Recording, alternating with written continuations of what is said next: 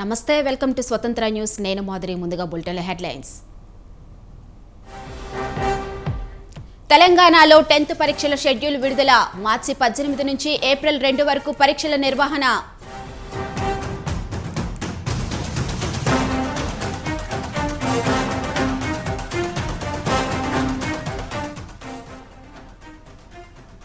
New year వేడుకల సందర్భంగా నగరంలో ఆంక్షలు. రాత్రి 1 గంట వరకే వ్యాపారాలకు అనుమతి.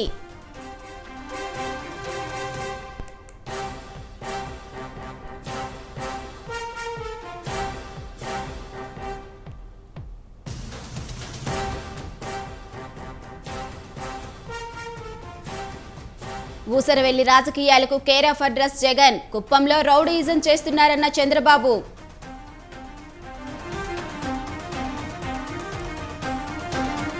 జనవరి 1 నుంచి నాంపల్ ఎగ్జిబిషన్ గ్రౌండ్లో సుమాయేష్. అన్ని ఏర్పాట్లు చేశామన్న మంత్రి శ్రీధర్ బాబు.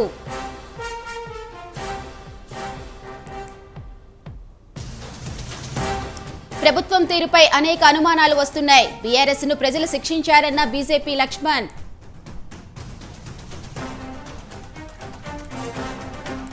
ప్రభుత్వాన్ని నడపలేక కాంగ్రెస్ నేతలు అబద్ధాలు చెబుతున్నారు. దేశంలో అప్పులేని రాష్ట్రం లేదన్న మాజీ మంత్రి జగదీష్ రెడ్డి.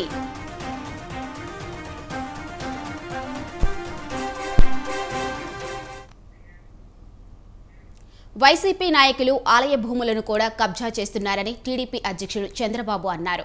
కుప్పంలో 3వ రోజు పర్యటించిన చంద్రబాబు ఐటీలో కురబ కులస్తులు కూడా చాలా మంది స్థిరపడ్డారని చెప్పారు. కురబ కులస్తులను ఆర్థికంగా పైకి తీసుకొచ్చే బాధ్యత తమది అని హామీ ఇచ్చారు.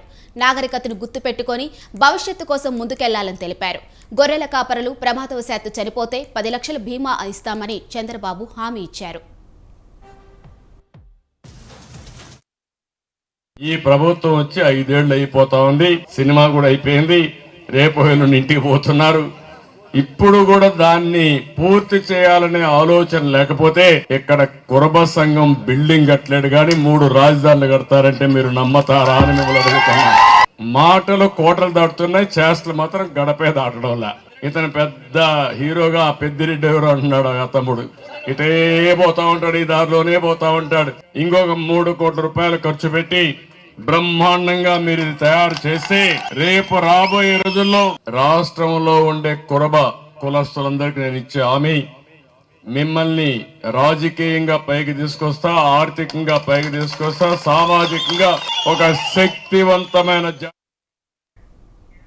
జనసేన అధినేత పవన్ కళ్యాణ్ పై మంత్రి కొట్టు సత్యనారాయణ ఫైర్ అయ్యారు. పవన్ కళ్యాణ్ ఇళ్ల స్థలాల్లో 35,000 కోట్ల స్కామ్ జరిగిందని అనడానికి ఆధారాలు చూపిస్తావా అంటూ తీవ్రంగా మండిపడ్డారు. 35,000 కోట్ల అవినీతి ఎలా జరిగిందని పవన్ కళ్యాణ్ ని మోడీ అడిగితే ఏం చెప్తారని ఎద్దేవా చేశారు. సిబిఐ, ఈడీతో విచారణ జరపాలన్న పవన్ కళ్యాణ్ ఇంటర్పోల్ను మర్చిపోయారన్నారు. దేశంలో ఎక్కడా లేని విధంగా 31 లక్షల మందికి ఇళ్ల స్థలాలు ఇచ్చిన ఘనత సీఎం జగన్దేనని ఆయన తెలిపారు. చంద్రబాబు హయాంలో స్కిల్ స్కామ్, అమరావతి భూముల scam, inner ring road scam అన్ని స్కామ్లే అంటూ విమర్శించారు. ఈ స్కాముల్లో పవన్ కళ్యాణ్ కూడా వాటా ఉందని ఆయన ఆరోపించారు.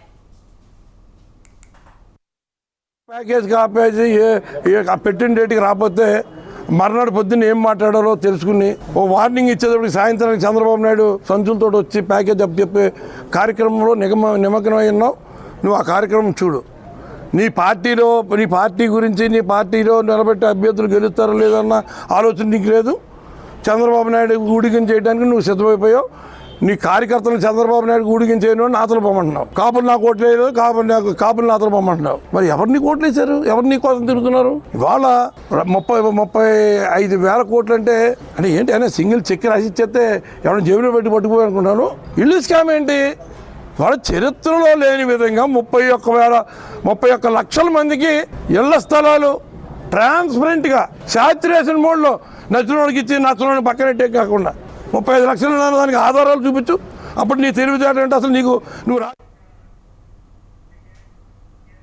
వైసీపీ ప్రభుత్వం రైతుల పట్ల నిర్లక్ష్యాన్ని ప్రదర్శిస్తుందని ఏపీపీ బీజేపీ రాష్ట్ర అధ్యక్షురాలు పురంధేశ్వరి అన్నారు. బీజేపీ కిసాన్ మోర్చా రాష్ట్ర కార్యవర్గ సమావేశంలో పాల్గొన్న ఆమె రైతులు పడుతున్న ఇబ్బందులను క్షేత్రస్థాయిలో గుర్తించాలన్నారు. ప్రధాని నరేంద్ర మోదీ రైతుల కోసం జాతీయ స్థాయిలో 3 బిల్లులు ప్రవేశపెట్టిందన్నారు. వర్షాలు పడి పత్తి రైతులు నష్టపోతే ప్రభుత్వం ఏదో ఒక సాకు చూపించి ఇబ్బందులు గురిచేస్తుందన్నారు. సీఎం జగన్మోహన్ రెడ్డి పాదయాత్రలో రైతులకు ఇచ్చిన హామీలు మరిచారని విమర్శించారు. ఇవాళ ఏదో ఒక నెపం చూపించి ఆ రైతు దగ్గర నుండి సరైన ధరకి ఆ పత్తి కొనకుండా ఇవాళ పత్తి రైతు రాష్ట్రంలో మోసపోయేటువంటి పరిస్థితి. ప్రతి ఒక్క రైతు కూడా ఇవాళ రాష్ట్రంలో కన్నీరు పెట్టుకునేటువంటి పరిస్థితి మనం చూస్తున్నాం. మిర్చం తుఫాన్ వచ్చినప్పుడు క్షేత్రస్థాయికి వెళ్ళినప్పుడు అక్కడ ఉన్నటువంటి రైతులు కూడా చాలా బాధతో చెప్పినటువంటి విషయం, కేంద్ర ప్రభుత్వం ఉపాధి హామీ పథకం కింద మనకున్నటువంటి తూములు కావచ్చు లేకపోతే ఛానల్ కావచ్చు వాటన్నిటిని పూడిక తీయమని చెప్తే ఎక్కడా కూడా పూడిక సరిగ్గా తీయనటువంటి సందర్భంలో చిన్నపాటి చినుకు పడితే చాలు ఆ నీరంతా కూడా ఇవాళ పంట పొలాల మీదకి వచ్చేసి సముద్రాన్ని కల్పించేటువంటి పరిస్థితి మనం ఇవాళ రాష్ట్రం మనం చూస్తున్నాం. అంటే కేంద్రం రైతుల బాధ కోసం ఇచ్చేటువంటి డబ్బుని కూడా ఇవాళ రాష్ట్ర ప్రభుత్వం అధికార పార్టీ నాయకులు తమ జేబుల్లో వేసుకుంటున్నారు కానీ ఎక్కడా కూడా రైతు కన్నీరు తుడిచేటువంటి పరిస్థితి ఇవాళ రాష్ట్రంలో లేదు.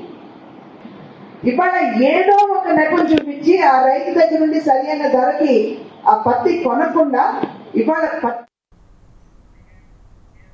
విద్యుత్ కొనుగోలు పేరుతో రాష్ట్ర ప్రభుత్వానికి 59,000 కోట్ల బకాయిలున్నాయని తెలంగాణ డిప్యూటీ సీఎం మల్లు భట్టి విక్రమార్క అన్నారు. భద్రాద్రి థర్మల్ ప్రాజెక్టును సందర్శించిన భట్టి స్వయంగా ప్రాజెక్టు నిర్మాణ పనులను పరిశీలించారు. తమతోనే కరెంట్ అని చెప్పిన గత ప్రభుత్వం భారీగా అప్పులు చేసిందని భట్టి మండిపడ్డారు. సింగరేణికి 19,000 కోట్లు బకాయి పడ్డారని తెలిపారు. అన్ని శాఖల్లో గత ప్రభుత్వం అప్పులు చేసి ఆందోళనకర పరిస్థితుల్లోకి రాష్ట్రాన్ని నెట్టివేసిందని భట్టి విక్రమార్క అన్నారు. అందుకే వాస్తవ విషయాలు అసెంబ్లీలో శ్వేతపత్రం రూపంలో తాము చెప్పడానికి ప్రయత్నం చేశామని తెలిపారు. అప్పుల నుంచి విముక్తులై గాడిలో పెట్టడానికి రివ్యూ చేస్తూ ప్రయత్నం చేస్తున్నానని తెలిపారు. కరెంట్ ఉంది, మేము ఉంటేనే కరెంటు వెలుగులు నిండుతుంది, 24 గంటలు కరెంట్ ఇచ్చినాం, మాతోనే కరెంట్ అని చెప్పినటువంటి వీళ్ళ లెక్కలు రాబోయే కొన్ని తరాలు కూడా తాకట్టు పెట్టేశారు. ఈ విద్యుత్తును కొనటానికి పవర్ పర్చేజ్ చేయటం కోసం 30,406 కోట్ల రూపాయలు వెచ్చించారు. అట్లాగే సింగరేణి నుంచి పవర్ పర్చేజ్ వాళ్ళకున్న బకాయిలు 19,431 కోట్ల రూపాయలు. అట్లాగే జెన్కోకి పవర్ పర్చేజ్ కింద కట్టాల్సినటువంటి ప్రభుత్వ బకాయి 9,743 కోట్ల రూపాయలు. మొత్తం పవర్ పర్చేజ్ పేరు మీద రాష్ట్ర ప్రభుత్వం కట్టాల్సినటువంటి బకాయి 59,580 కోట్ల రూపాయలు. ఈ రాష్ట్ర ప్రభుత్వం బకాయి పడి ఉన్నటువంటి అప్పు ఒకసారి ఆలోచన. ఆనాటి ప్రభుత్వాలు మొత్తం పవర్ పర్చేజ్ కోసం ఉన్నటువంటిది 7,259 కోట్ల రూపాయలు మాత్రమే. 9.5 ఏళ్లు 10 ఏళ్లలో 59,580 కోట్ల రూపాయలు కేవలం పవర్ పర్చేజ్ కోసం వీళ్ళు ఖర్చు పెట్టింది. అప్పుల రూపేణా తాకట్టు పెట్టి రాష్ట్రాన్ని సమాజాన్ని అత్యంత భయంకరమైన ఆందోళనకర పరిస్థితుల్లో రాష్ట్ర ప్రభుత్వం గత ప్రభుత్వం నెట్టేసింది. ప్రతి పనికి ఈరోజు పవరే కావాలి, ప్రతి ప్రొడక్షన్ కి పవరే కావాలి.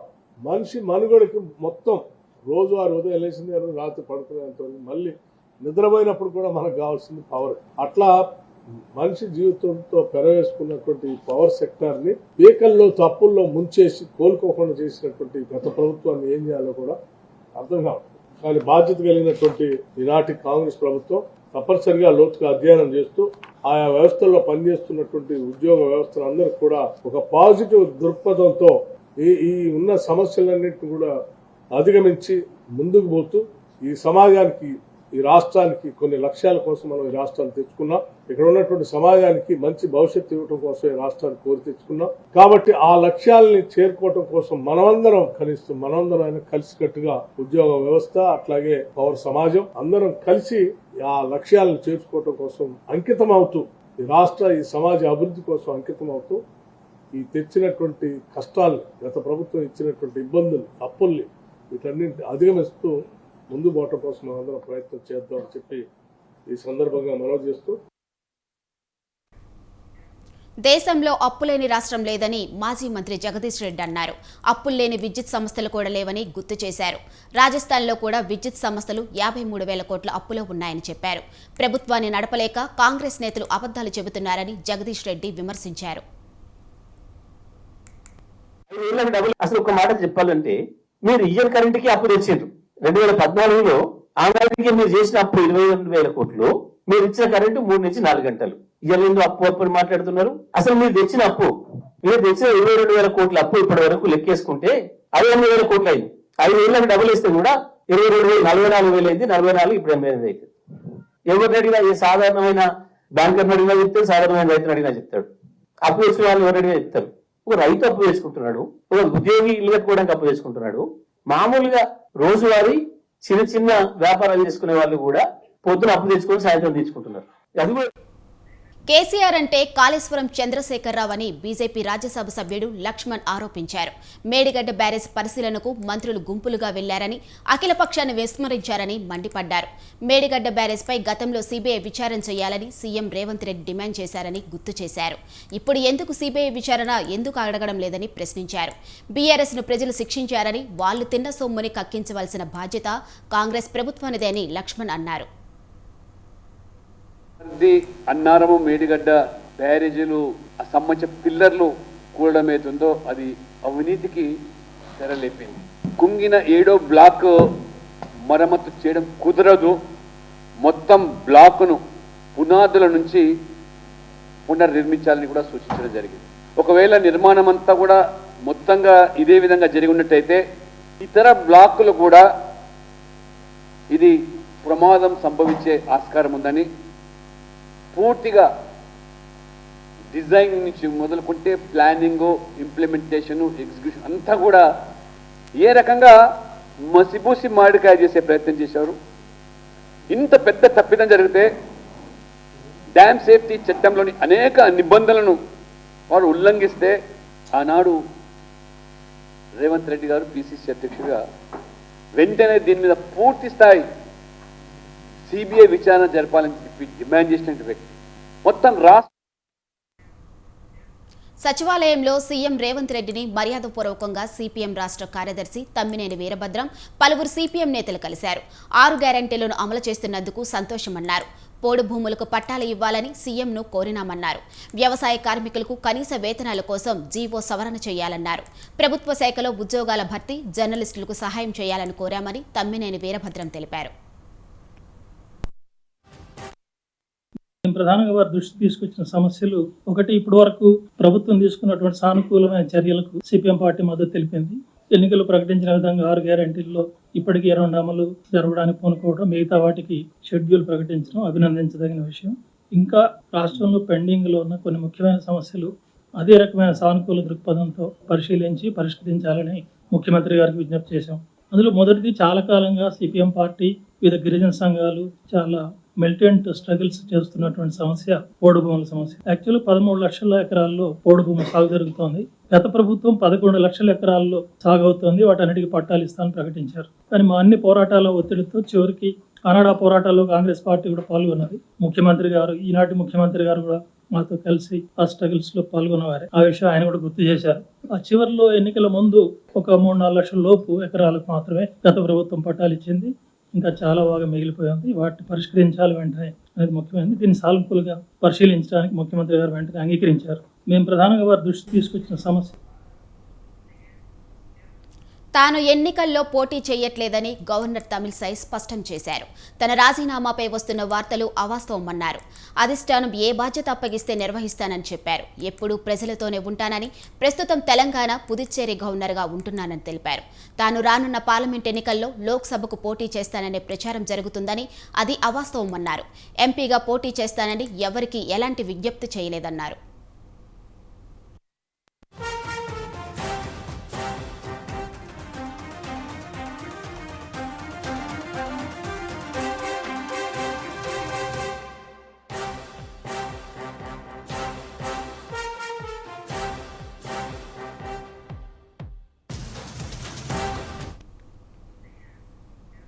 జనవరి 1 నుంచి నాంపల్లి ఎగ్జిబిషన్ గ్రౌండ్లో ఆల్ ఇండియా ఇండస్ట్రియల్ ఎగ్జిబిషన్ ప్రారంభమవుతుందని మంత్రి శ్రీధర్ బాబు తెలిపారు.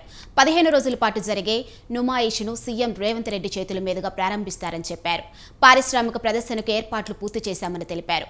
ఈసారి 2400 స్టాల్స్ ను ఏర్పాటు చేస్తున్నట్లు చెప్పారు. ప్రదర్శనకు వచ్చే సందర్శకులు విధిగా మాస్కులు ధరించాలని, నుమాయిష్ను విజయవంతం చేయాలని మంత్రి కోరారు.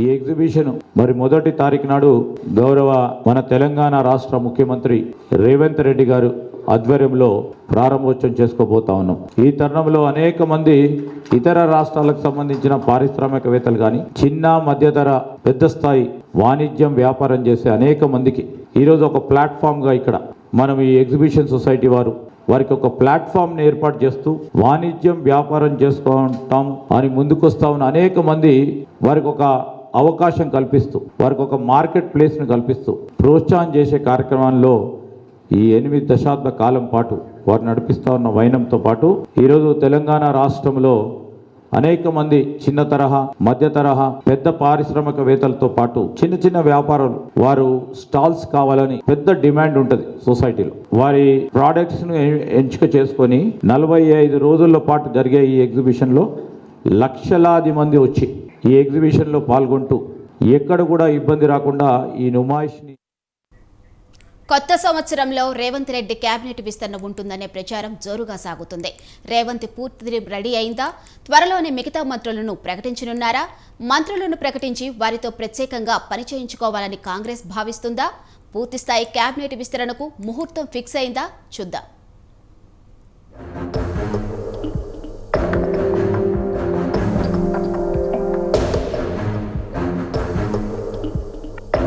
డిసెంబర్ 7న సీఎంతో పాటు మరో 11 మంది మంత్రులు ప్రమాణ స్వీకారం చేశారు.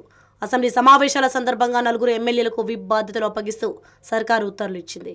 రేపో మాపో చీఫ్ విప్ను కూడా ప్రకటించనున్నట్లు సమాచారం. ఇక కేబినెట్ విస్తరణకు కూడా కాంగ్రెస్ ప్రభుత్వం ప్లాన్ రెడీ చేసినట్టు తెలుస్తోంది. ప్రస్తుతం ఉన్న టీంతోనే పార్లమెంట్ ఎన్నికల వరకు ప్రభుత్వ పాలన కొనసాగించాలని సీఎం రేవంత్ రెడ్డి మొన్నటి వరకు భావించినా పార్లమెంట్ ఎన్నికల్లో గెలవాలంటే ఒక్కో పార్లమెంట్ నియోజకవర్గానికి ఒక్కో మంత్రిని ఇన్ఛార్జిగా నియమించి బాధ్యతలు అప్పగించాలని భావిస్తున్నారు.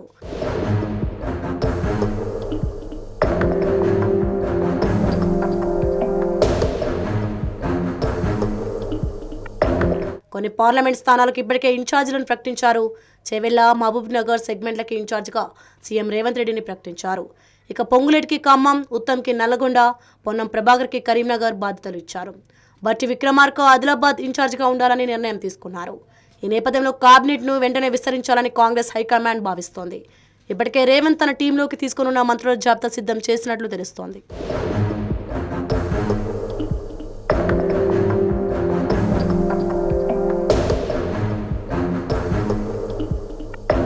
కేబినెట్ విస్తరణలో తమకు స్థానం లభిస్తుందనే ఆశతో పలువురు ఎమ్మెల్యేలు ఉన్నారు.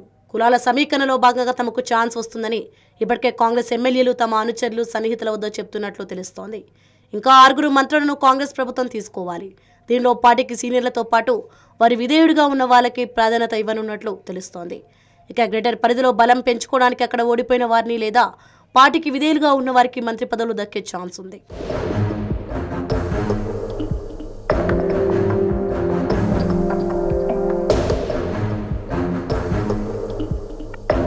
నాంపల్లి నుండి పోటీ చేసిన ఫిరోజ్ ఖాన్ ఓడిపోయారు. అయితే కాంగ్రెస్ పార్టీలో ముస్లిం పాపులర్ లీడర్ లేకపోవడంతో ఫిరోజ్కి ఎమ్మెల్సీగా అవకాశం ఇచ్చి మంత్రిని చేసే ఛాన్స్ ఉంది.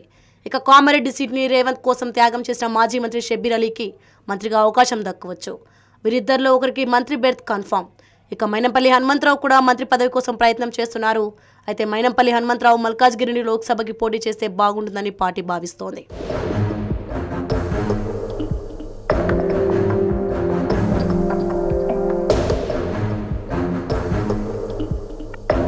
అసెంబ్లీ ఎన్నికల్లో పోటీ చేసి ఓడిపోయిన వారి పేర్లు కూడా మంత్రి పదవి కోసం పరిశీలిస్తున్నట్లు తెలుస్తోంది. అంజన్ కుమార్ యాదవ్, మధుయాష్కి పేర్లు కూడా పరిశీలనలో ఉన్నట్లు తెలుస్తోంది. ఎమ్మెల్సీగా ఉన్న జీవన్ రెడ్డి పేరు కూడా మంత్రివర్గంలోకి తీసుకునే వారి జాబితాలో ఉంది. ఎమ్మెల్యే అభ్యర్థిగా పేరు ప్రకటించి పక్కన పెట్టిన చిన్నారెడ్డి పేరు, టికెట్ రాకున్నా పార్టీకి పనిచేసిన అద్దంకి దయాకర్ పేరు పరిశీలనలో ఉన్నట్లు సమాచారం.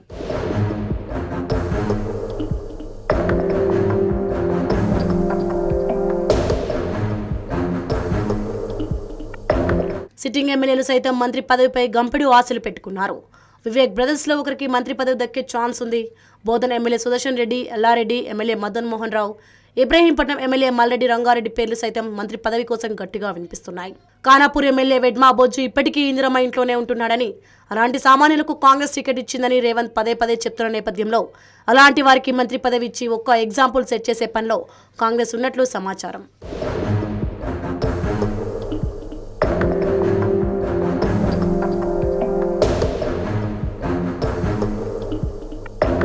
బీసీ కులాల నుండి గెలిచిన ఎమ్మెల్యేలను ప్రమోట్ చేయాలని కూడా కాంగ్రెస్ భావిస్తోంది.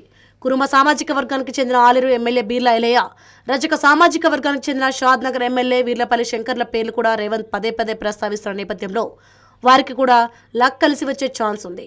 లంబాడ వర్గానికి చెందిన దేవరకొండ ఎమ్మెల్యే బాలు నాయక్, ముద్రాజ్ సామాజిక వర్గానికి చెందిన మక్తల్ ఎమ్మెల్యే శ్రీహరి ముద్రాజుల పేర్లు కూడా మంత్రుల పరిశీలనలో ఉన్నాయి.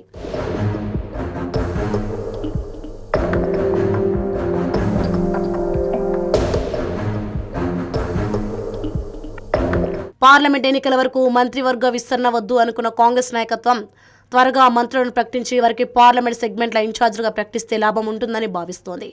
ఇక రేవంత్ టీంలో ఎవరికి అవకాశం వస్తుందో చూడాలి.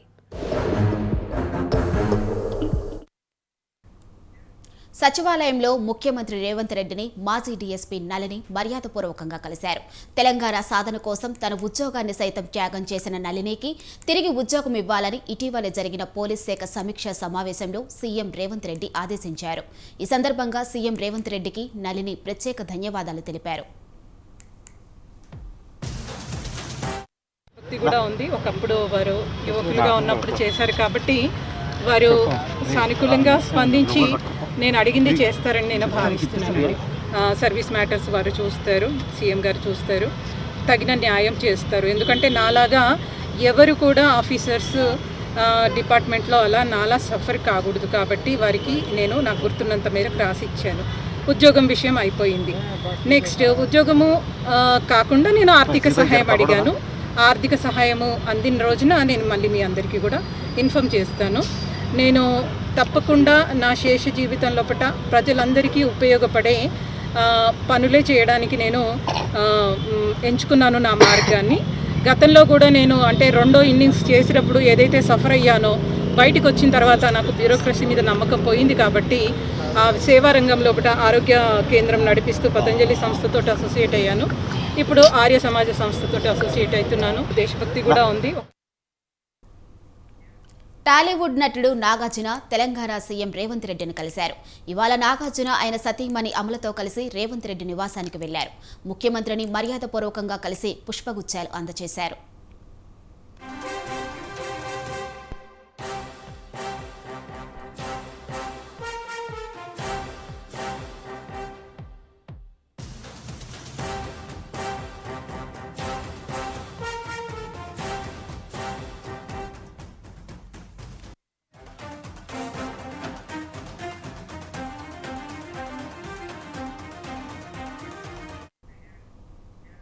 హైదరాబాద్లోని బీఆర్ అంబేద్కర్ తెలంగాణ రాష్ట్ర సచివాలయంలో ముఖ్యమంత్రి రేవంత్ రెడ్డిని పలువురు ప్రముఖులు కలుసుకున్నారు.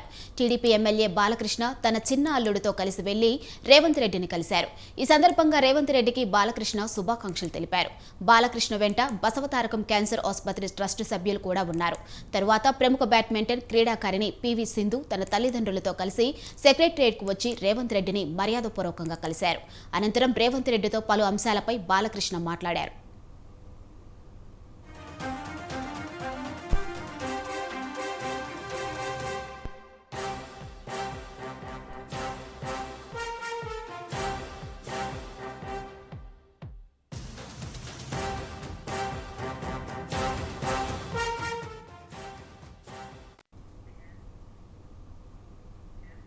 ఇటీవల వైసీపీకి ఎమ్మెల్యే పదవికి రాజీనామా చేసిన ఆళ్ల రామకృష్ణారెడ్డి సంచలన వ్యాఖ్యలు చేశారు. తాను షర్మిల వెంట నడుస్తానని స్పష్టం చేశారు. షర్మిల ఏ నిర్ణయం తీసుకున్నా ఆమె వెంటే ఉంటానని చెప్పారు. వైసీపీకి సిద్ధాంతాలు ఉండాలన్న ఆర్కే మంగళగిరి ప్రజలు అభివృద్ధి కోరుకుంటున్నారని అన్నారు. 1200 కోట్లతో అభివృద్ధి చేస్తామని చెప్పి 120 కోట్లే కేటాయించారని ఆరోపించారు. మంగళగిరి అభివృద్ధి నిధులు విడుదల కాలేదన్న ఆర్కే 8 కోట్ల వరకు అప్పులు తెచ్చి కాంట్రాక్టర్లకు ఇచ్చానని సంచలన వ్యాఖ్యలు చేశారు. తన సొంత డబ్బుతో అభివృద్ధి పనులు చేశానని చెప్పారు. అందరితో టచ్లోనే ఉంటాం. కలిశానండి, నేను కలిశాను షర్మిలమ్మ గారిని కలిసి. షర్మిలమ్మ గారు ఇంకా ఆమె అఫీషియల్ గా జాయిన్ అయిన తర్వాత నేను మళ్ళీ మిమ్మల్ని కలుస్తాను. ముందు షర్మిలమ్మ గారు చేరితే మాత్రం నేను షర్మిలమ్మ అంటే నా పైన. నా దగ్గర ఉన్నటువంటి, నా చుట్టూ ఉన్నటువంటి వాళ్ళందరికీ తెలుసు మేము గత 2 సంవత్సరాలుగా మంగళగిరిలో ఏమేం పనులు చేస్తా ఉన్నాము, ఎన్ని ఇబ్బందులు పడుతున్నాము, ఎన్ని బాధలు పడతా ఉన్నాము, అయినా కూడా మాకు ఆర్థికంగా అండ దొరకలేదు అనేది ప్రతి ఒక్కరికి తెలిసినటువంటి మాట అయితే. రాజకీయాల్లో ఉండే మనము ఒక పార్టీలో ఉన్నప్పుడు ఇంకో పార్టీని ఓడించాలని చెప్పేసి అనుకుంటాం. మనం అలా అనుకున్నప్పుడు ఖచ్చితంగా వైఎస్ఆర్ కాంగ్రెస్ పార్టీ కొన్ని సిద్ధాంతాలతో ఉండాలి. మంగళగిరిలో టీడీపీ అభ్యర్థిని ఓడించాలి, కుప్పంలో టీడీపీ అభ్యర్థిని ఓడించాలి, పులివెందుల్లో టీడీపీ అభ్యర్థిని ఓడించాలి, అటు గాజువాక, భీమవరం ఇలాంటి కొన్ని ముఖ్యమైనటువంటి ప్రాంతాలలో వైఎస్ఆర్ కాంగ్రెస్ పార్టీ, తెలుగుదేశం పార్టీ అభ్యర్థుల్ని, తన ఆపోజిట్ గా ఉండేటువంటి అభ్యర్థుల్ని ఓడించాలి అని అంటే పనిచేయాలండి మనం ప్రజలకి. ఆయా నియోజకవర్గాల్లో ఉన్నటువంటి వైఎస్ఆర్ కాంగ్రెస్ పార్టీ అభ్యర్థుల్ని. కృష్ణా జిల్లా అవనిగడ్డ నియోజకవర్గం ఎదురుమొండి దీవుల అభివృద్ధికి కృషి చేసినట్లు మచిలీపట్నం ఎంపీ వల్లభనేని బాలశౌరి తెలిపారు. నాగాయలంక మండలం ఎదురుమొండి దీవిలో మల్టీపర్పస్ కమ్యూనిటీ హాలుకు బాలశౌరి ఎమ్మెల్యే సింహాద్రి రమేష్ బాబు శంకుస్థాపన చేశారు. రూరల్ ఎలక్ట్రికల్ కార్పొరేషన్ 65 లక్షల రూపాయల సిఎస్ఆర్ నిధులతో ఈ కమ్యూనిటీ హాల్ నిర్మిస్తారు. నాచుగుంట దీవిలో ఎంపీ ల్యాండ్స్ నిధులతో నిర్మించిన నూతన సీసీ రోడ్లు ప్రారంభించారు. దీవుల్లో ప్రజల కోసం త్వరలో స్టేట్ బ్యాంక్ ఆఫ్ ఇండియా శాఖ ఏర్పాటు చేయిస్తామన్నారు. మండలం నాచుగుంట గ్రామంలో రోడ్ల అభివృద్ధి కోసం దాదాపు ఒక 25 లక్షల రూపాయలు ఎంపీ ఫండ్స్ నుంచి ఇచ్చాం. నేను శాసనసభ్యులు రమేష్ గారు ఇద్దరం కలిసి కూడా వాటిని అన్నింటినీ ప్రారంభోత్సవాలు జరిపి ఎదురుమండి గ్రామంలో 65 లక్షల రూపాయలు కేంద్ర ప్రభుత్వం యొక్క నిధుల నుంచి ఆర్ఈసి రూరల్ ఎలక్ట్రికల్ కార్పొరేషన్ నుంచి 65 లక్షల రూపాయలు ఈ గ్రామంలో కమ్యూనిటీ హాల్ కోసం శాంక్షన్ చేపించడం జరిగింది. దాన్ని ఈరోజు భూమి పూజ చేశాం. ఈ గ్రామానికి ఎదురుమండి, అలాగే నాచుకుంట గ్రామానికి, అలాగే పక్కన ఉన్నటువంటి ఏల్చెట్ల దిబ్బ గ్రామానికి ఏదైనా ఫంక్షన్స్ చేసుకోవాలన్నా ఎక్కడో నాగాయలంక పోయి ఖర్చు పెట్టడం కంటే ఈ 3 గ్రామాలకి చక్కగా పనిచేస్తుంది అనేటువంటి ఉద్దేశంతో 65 లక్షల రూపాయలతోటి కమ్యూనిటీ హాల్ కంప్లీట్ చేస్తాం. ఇవి బులెటిన్ అప్డేట్స్. చూస్తూనే ఉండండి స్వతంత్ర న్యూస్.